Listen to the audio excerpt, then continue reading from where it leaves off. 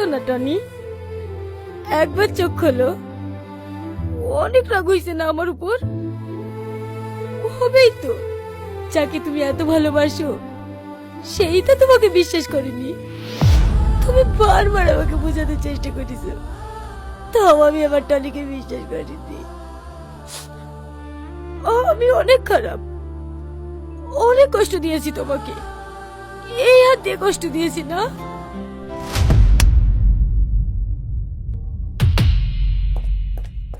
কি হলো ম্যাডাম? কিছু না।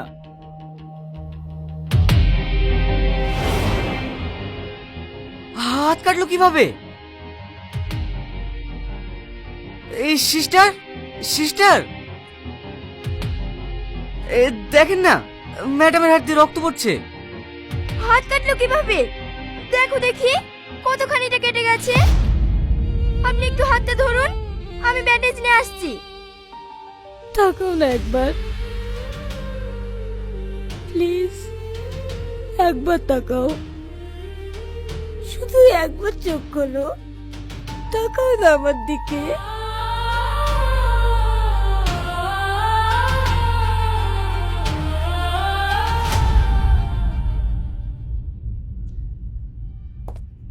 ম্যাডাম, রানীনগর থেকে একটা লোক আপনার সঙ্গে দেখা করতে এসেছে। রানীনগর থেকে? হ্যাঁ ম্যাডাম, এত করে সবাই জিজ্ঞাসা করলো, কাউকে কিছু বললো না, শুধু বলছে ম্যাডামকে বলবো।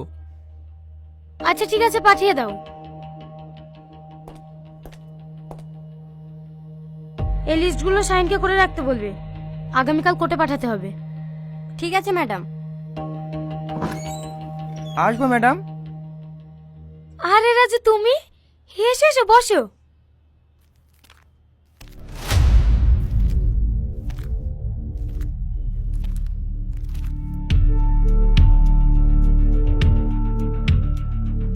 বলো। শুধু আপনাকেই বলবো। সাথী,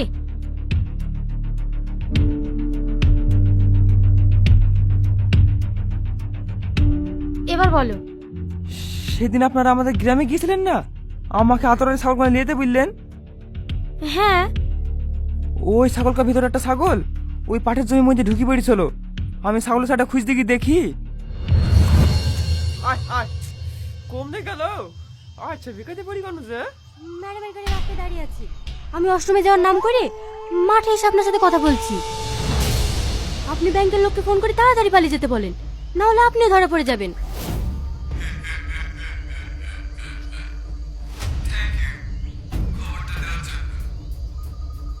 বস, আমাকে একটু দেখবেন।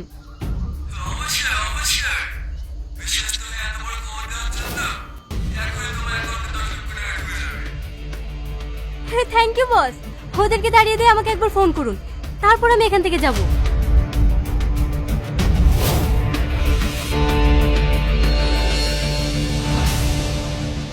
আপনার ডিপার্টমেন্টের লোকই এই সমস্ত খবরগুলি পাচার করে। তার মানে সাথী?